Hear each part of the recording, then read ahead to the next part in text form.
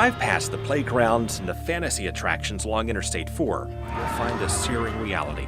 Now, it doesn't look like a resort to me, not for kids, that is. Of deserted stores, boarded up rooms, and crime. If somebody runs up and takes somebody's cars, I've seen it right here. D'Angelo Murray was telling us all about it when we were interrupted. Yeah, like that. Yeah, that would have been some good footage, bro. Good footage. By what may have been someone driving past us with a wad of cash and a gun. Walking Florida, riding down the street, got money in their hand, probably high on drugs.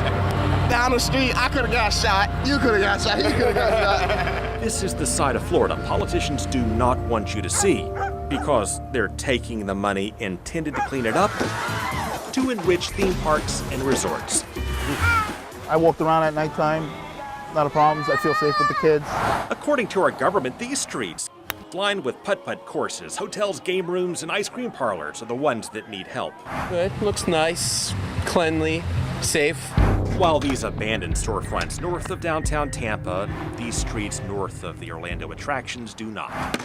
The government decides what and who needs help based on maps and zones politicians drew decades ago.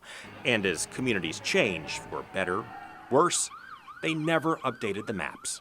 Most of them business closed up because of the crime. That's how suffering neighborhoods now get left behind, while one of the largest high crime zones in the state runs through the heart of Orlando's tourist district.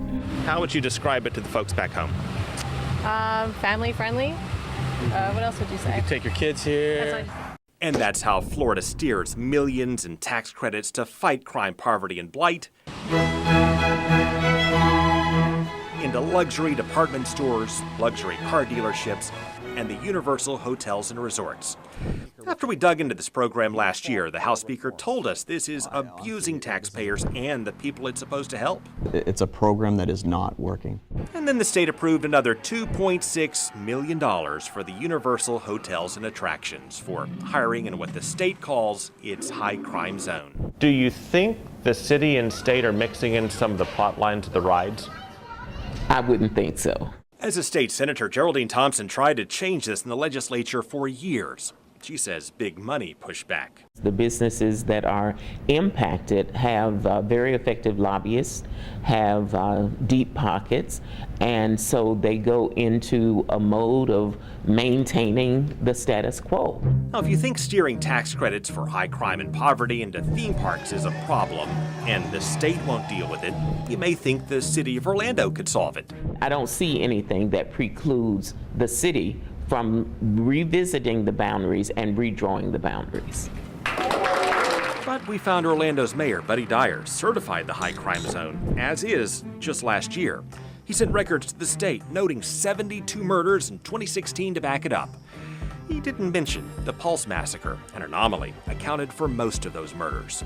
It's more than enough to score Orlando's tourist district as the top-tier crime zone in the state, which the law defines as also exhibiting extreme levels of poverty, unemployment, and physical deterioration. No, it doesn't sound right, but people take advantage of circumstances and incidents to justify the means to the end that they want to achieve. We first asked Mayor Dyer for an interview on this back in May. His PR rep turned down our repeated requests. When we told her we'd note he declined an interview, she replied the media is able to attend his events for interviews, which brings us to this. Well, probably better to do an interview once I've had some information rather than popping out of the bush and trying to do it that way. Okay, well, we've sent you some information, we just haven't. Okay. Before he walked away, we did ask what he'd say to tourists who may worry about the crime, poverty, and blight he certified around the resorts. I wouldn't say that there's poverty and blight. That's not a given question, so. And we asked him to square that with the documents he signed and submitted to the state. The city's map shows 20 square miles of unacceptable levels of poverty and deterioration, blight, and high crime. Okay, I'm not familiar with that.